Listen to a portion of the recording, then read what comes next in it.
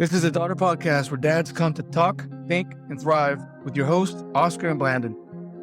Our mission is to cultivate a community of strong, mindful, and present fathers. We want to curate honest conversations with all men, but especially those who have the honor of raising daughters.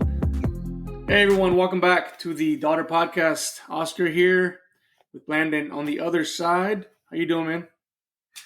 Hey, I'm doing good, man. I just came back from Denver. I had a conference there for my job and made some good connections. You know, we weathered a hurricane over here in Houston. My prayers are with all the people who still don't have power, who haven't had a hot meal, but the city has really rallied together. And Center Point Energy is really coming together to help out those people who are without power. There was like 2 million people total without power, including our family. Fortunately, before we left, our power was restored, but we do have family members and friends who still don't have power. So they are in our thoughts and our prayers here at the Daughter Podcast. And we hope that anyone who suffered any kind of devastation from Hurricane Beryl, they're getting the things that they need. Houston was really fortunate. This was only a Category 1. And we know that the islands, the Caribbean islands, they weathered and suffered Category 4 and 5 effects. So they're also in our thoughts and prayers here at the Daughter Podcast. But I am doing great, man. Came back and we have power and we're doing what we can to help other people. Yeah, we got the tail end of that here in Shreveport. But like luck would have it, every time I go off for work, something's happening in the house. Right. I also traveled this week, left on Sunday. Come Monday, storm hits. Had a few tornadoes hit the ground here. Luckily, again, our families are good. Power went out for a bunch of folks. My family didn't get back power until, I believe, Wednesday afternoon. So that was the whole thing. Food spoiled and whatnot. But again, everybody's safe. Thoughts with the folks that are weathering this still, trying to make it through their day. Rough week for a lot of people. A little bit rough for us, but we're here and we're ready to go. Today, we're going to get into an interesting topic, important topic, I think. But interesting because there's so many takes on this, I think. And maybe there isn't a lot of takes. Maybe it's just a few takes. But it also seems to be non-existent in many situations, and that is manners. Politeness. Yeah. Etiquette. The whole nine, man. I think that there's a different set of etiquette, politeness, and manners that is surrounding girls. And so then how we parent and instill those than for boys. But I think, there are some things that are just baseline, right? And so dealing with this or any kind of natural disaster or devastation, what you expect from your neighbor is just kind of that kindness, right? That politeness, these manners, allowing someone else to go forward before you, maybe kind of what we were talking about in Shane's interview, where he was talking about this selflessness, right? And sometimes you see the best of humanity and sometimes you see the worst. And what I always want to instill in my girls is that politeness and kindness and manners can take you so much further than having your own agenda, than fulfilling your own agenda. Yeah. But just extending that grace to other people allows other people to see your values and who you are and what you believe in. And that's why it's really important for me. I think manners and civility are the backbone of society. And once those go out, it's just pure chaos after that point, man. Yeah, it's very interesting to see people get so self-absorbed that they completely go off the handle on other people about something as silly as a cup of coffee. You talked about the hurricane or a situation where it's very stressful. In training, we've learned that put someone in an uncomfortable position and you tend to get either their best or their worst. Yeah. Right? So maybe that situation, maybe we're not versed to fully talk through that situation just because you never know what people are going through they're in a major stressful situation, right? But if we take it away from that and you put it into everyday context, you can go on YouTube and find Karen after Karen after Karen. And I say the name Karen as in people who have been named that now. And I may be getting this wrong, but there's this category of people now named Karens, right? So it's not the official name. So any Karen out there, I'm not talking about you specifically. Right. But these folks that are just like you watch them just completely and utterly implode and then explode on someone else. And I'll sit there sometimes in complete awe and think, this is what you're going to allow to ruin your day? And then what's worse, you're going to take it upon yourself to go ruin someone else's day simply because you want to, I don't know, let out some anger or some frustrations. We at our household always talk about that with my daughters. Like, hey, you can feel any way you want to feel. That doesn't give you the right to express it to someone else with a bad attitude. Like, it doesn't give you that right. It doesn't. It's not happening, right? We just say, hey, we're gonna start that over without the attitude. That's it. Like, you can feel how you want to feel. You can want to say what you want to say, but you can't always say those things. At least not the way you want to say them. And so it's such an important point now in an environment where it seems like we have almost so little problems that we're creating these other problems, and people just are at each other's throats, man, in such a rude and impolite manner all the time. Yeah, like my thing is you start small. You start with the little things. And so as I grew up, I'm a country guy from a very small town. Everybody knew everybody. And there was a certain level of respect that children rendered to adults.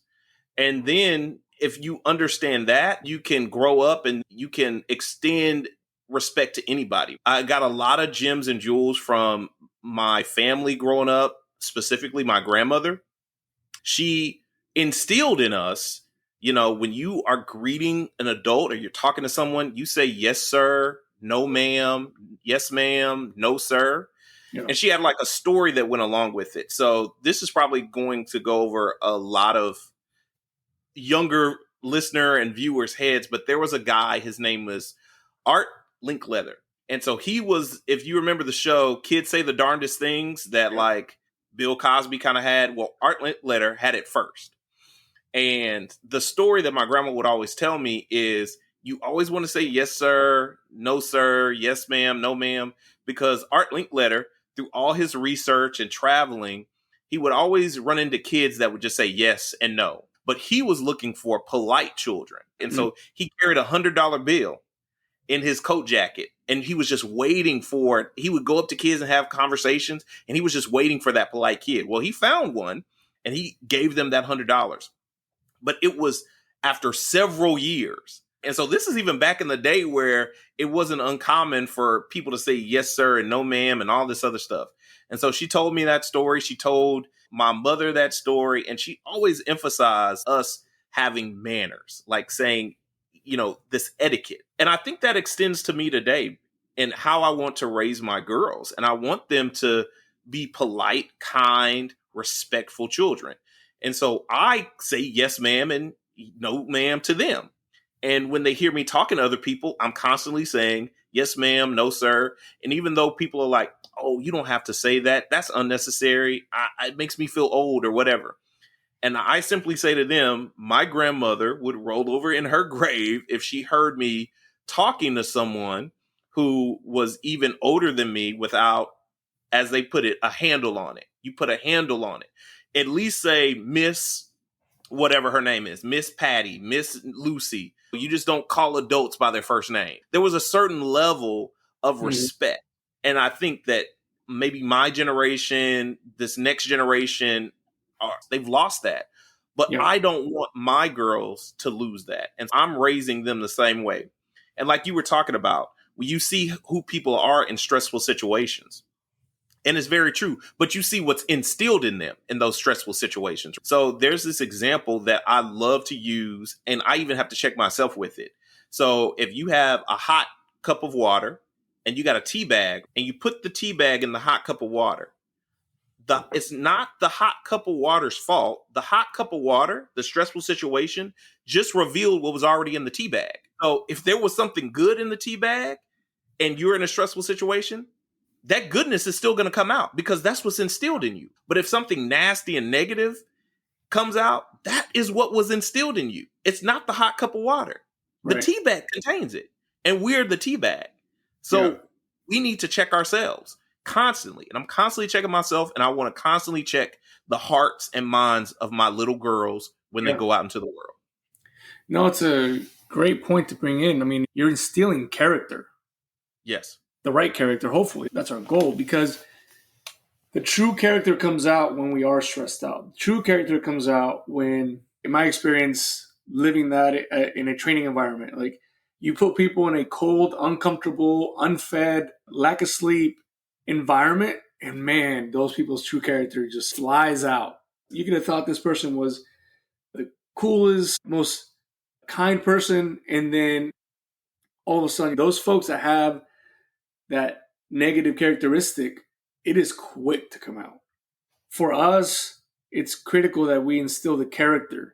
And I was watching something this week by Nick Freitas, and he was talking about us not just saying these things and making it happen. Meaning, like, you will say, yes, ma'am, yes, sir, what have you, just because if you don't, you'll get in trouble, right? The real way to make the character is what he talked about, saying you explain the reason why it's so important for us to do these things. Yeah. Right. And lately it's been a little easier to explain because unfortunately I'll be out with my girls and we'll see these negative characteristics come out of people. And I'm like, this is why you don't want to do this. Yeah. Right. This is why you want to work on your character at home. I tell my daughters, like, that's why your mom and I harp on these characteristics that have to be instilled in you now so that you're not that person on some video on TikTok who just lost their mind and for forever be famous for this complete and utter negative content. Because at some point you will get stressed. At some point we all kind of get to the tipping point. What comes out when that tipping point gets there is ultimately that character. Did we build it early? Or that negative characteristics that you have, is that coming out? Which one is it? So what are some non-negotiable etiquette, polite manners in your household, Oscar? Like, what are those things? Well, first and foremost, if any of the girls give their mom attitude, we're having a conversation. Like, you will respect your mom. She not only gave you life, she does almost everything for you. I mean, at the bare minimum, they're going to talk to their mothers respectfully, period. It's just, if I'm around and there's something different than that, then we're having a conversation. I honestly have to check myself on that sometimes because I can really get upset when I'm working on something kind of off on my own and I hear attitudes come out to them. I have to check it.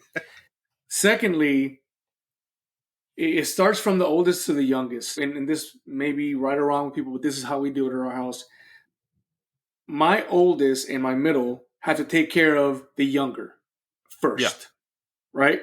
So my oldest, if she's going to go get food or whatever, she's expected, if her sisters are there, if they're also partaking, to take care of them first. They're younger than them. I like that.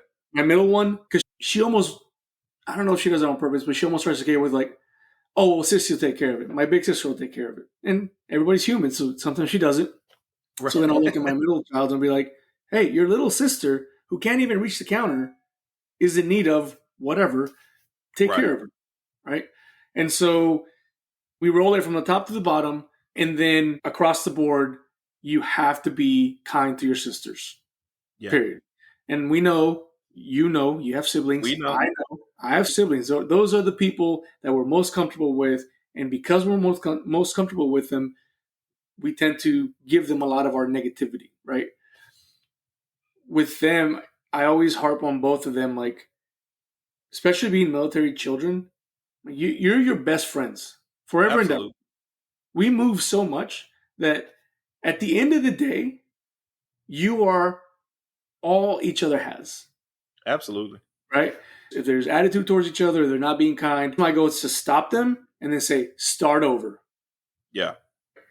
And have them check themselves. And then finally, and that's just within the household, outside of the household, we still instill that, hey, this person is an adult. You're going to render a specific amount of respect for the adult, right? One thing we've been careful of is not just being like, because this person is an adult, you will do what they say. Okay. That's it. And I say that because we know now from research, like, you create a negative vacuum of like, oh, well, if this adult says something, if it's malicious intent from the adult, then the child almost doesn't know how to defend that or protect themselves from that. So we talk a lot about strange behavior. We talk a lot about things that they are expected to do from just mom and dad so that they can watch out for these things. But we do say, hey, that's an adult. You're not going to go, like you said, directly to, hey, Joe, how's it going? Like, nope, that's Mr. Joe or Mr. whatever last name is or what have you, because it's a rendered respect to that individual.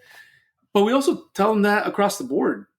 Like, we try to, with even their peers and a little bit older kids, like, hey, let's just always start with respect. And if they don't render it back, then we can reassess. But you will, because you can control you will start with respectful words, respectful attitude. And then from there, we can assess the situation, right? So that's kind of how we've done it in our house. It is not a perfect system. And I'm always here to take advice, which is why we're here. I can't wait to see what our communities let us know what they're doing with their kids in general. Like, hey, how are we working through being respectful, being kind, being humble, but also giving them the tools to decipher good intent, ill intent, those kinds of things. Yeah. How about you? What are we looking at the Thomas household?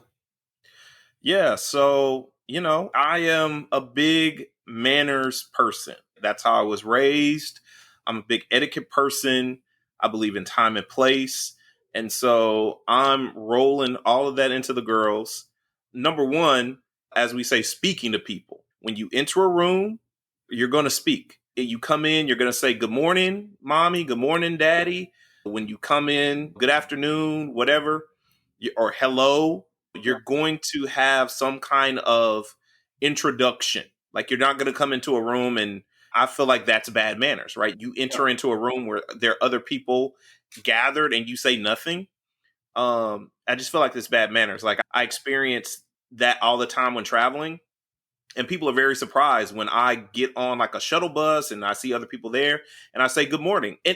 But it also perks them up. They're surprised, but then they're like, oh, okay. Right, yeah. It lets down barriers and guards, and it allows you to have this human interaction with someone instead of being on your phone or looking down or being kind of socially awkward. So I'm always telling them that when we enter in somewhere, and they're really good at that. I will give that to them. They're very good at rendering introductions and speaking when they come into rooms with people. They say hello, good afternoon, good morning, all of that. Of course, we're doing yes, sir, no, ma'am. That's a constant work. It's not perfect with them yet, but they know it. My youngest one really does it. My oldest one, she kind of forgets sometimes. She says she forgets, but we're working on it.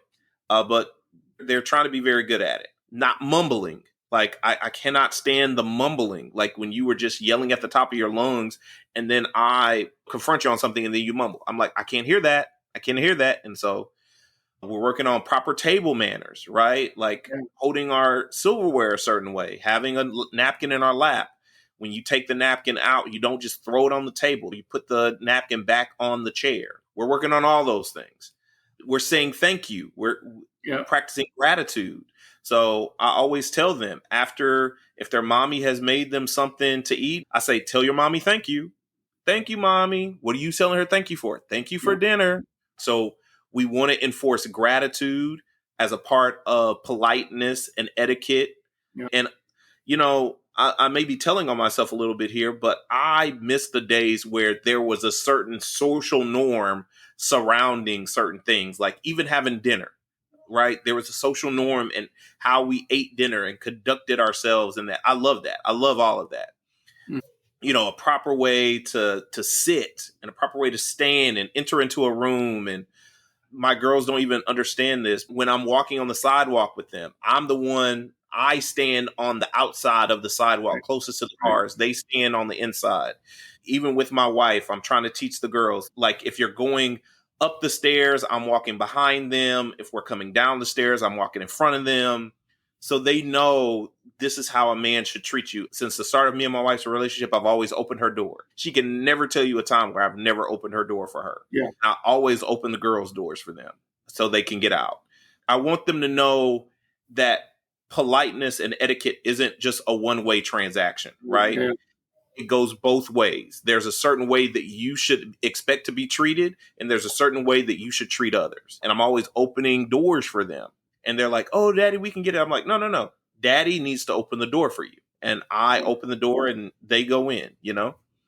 So that's how we roll over here. Very traditional, to the point of researching proper etiquette, proper manners, politeness. So they grow up with civility. I feel like there's little civility that is left in the world. Mm. Even when I was traveling this week, I was just amazed by the amount of people, even after the hurricane came through, who were just rude, who was so rude. This woman, she pulled a Matrix move. I was telling my wife this. Before she would say, excuse me, like going through the crowd, she's like doing all this, moving around. And I'm like, just say, excuse me. And people will let you through.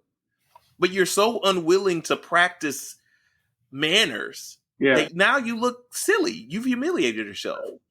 And then also on the flip side, there was a tragedy in Houston because at CC's Pizza, there was this guy who got the wrong pizza order. He came back up there. He pistol whipped the staff and then ended up shooting a police officer. The police officer who responded to the scene after he pistol whipped the staff, he shot and killed them. All because you had the wrong pizza order. Yeah. And that's what I'm talking about. Like, if I get the wrong order, I'm going to go up there and I'm going to be sweet as pie. And my girls have seen it each and every time. First rule is you don't mess with people who are serving your food, right? But you also get more with honey than you ever will with vinegar, right? Yeah. And so they see me if I go up there, I'm like, excuse me, but I was just in the line and I got someone else's order. Could you please give me my order? Once again, I'm saying, please, thank you, excuse me, all of the things. And then the people are bending over backwards to help you. They're like, oh my gosh, I'm so sorry this happened to you, sir. Even if they're not, they're less likely to be mean to you, to be rude to you, or to spit back some kind of venom at you, right? They're like, oh, okay, well, we'll fix that. And then typically it's fixed, right? But what good is it if you go up there with a gun? It's going to end in tragedy. Or like you say, you're going to go off on this person, you're cussing at him and all this other stuff. It just makes no sense to me.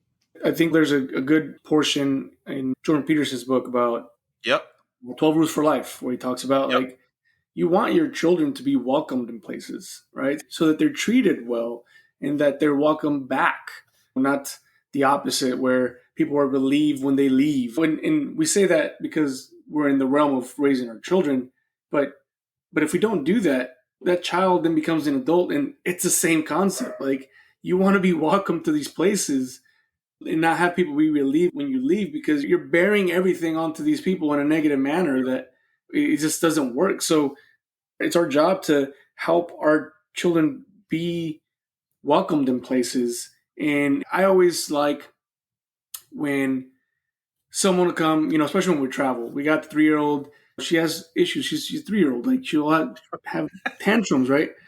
But we'll have someone come over and be like, your children are really well behaved. I'm like, thanks. I appreciate that. Yeah.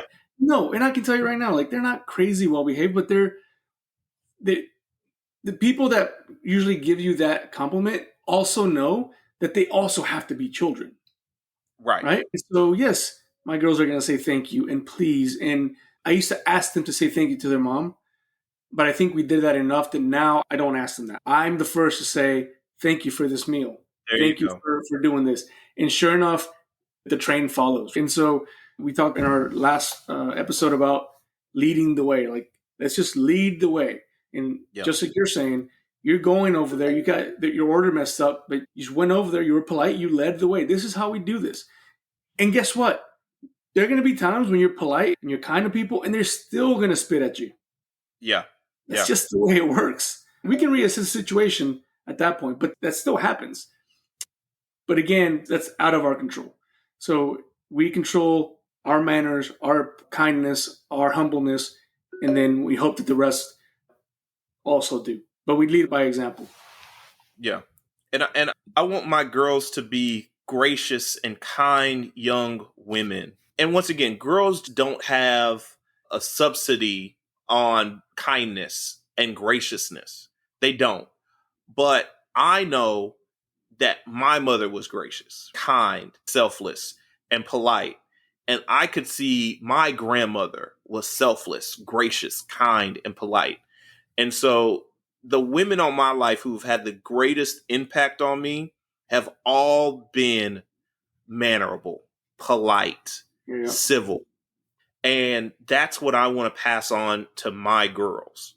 That's why we're having this conversation, because so often in the world, we're just passing on what we know, how we were brought up, how we were raised. We just pass that on, but we don't even look for there to be a different way of being, like this could be a better way outside of the way you were raised.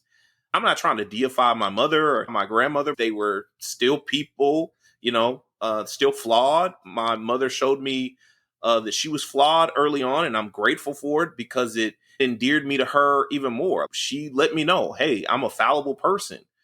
I'm going to make mistakes, but I'm trying my best. And that's the lesson I've kind of always taken with me. I'm fallible. I'm going to make mistakes, but I'm trying my best. And I think part of the trying is having manners. Part of the trying is being polite. Part of the trying is having a certain level of etiquette about yourself. That is also part of the legacy that I want to leave them with, and to let them know that they had parents who wanted to instill, like you said, this character, these Christian values that we live out and I embrace and I want to share with the world, just like I want my girls to share with the world, that goodness, right?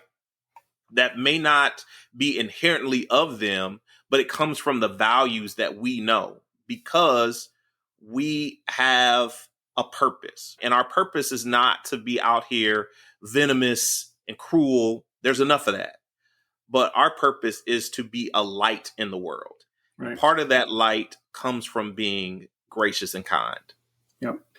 Well, we'd love to hear back from you guys. How are you all working the politeness and manners in your home? Ultimately, I think we all want to get to that same place. We want our girls to be welcomed in places, cautious but welcomed. We want them to be the people that others go to because they have these characters. Blandon, you got anything else? Yeah, just wanted to let people know about this Girl Dad book right behind me. It's by Sean Williams. You can order it on Amazon. Listen, I know Amazon is not sponsoring this, but hey, it's a quick way to get the book.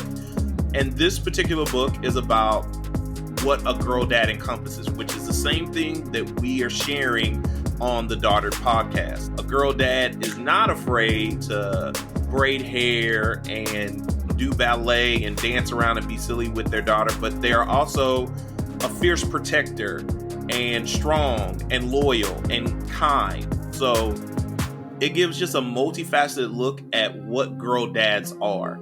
And so if you want to read that to your girls and let them know that because they are your daughters and they exist in your life, this is how you can be dualistic in the way you raise them. It's just an amazing book. It's an awesome book. Go and grab it. Girl Dad by Sean Williams.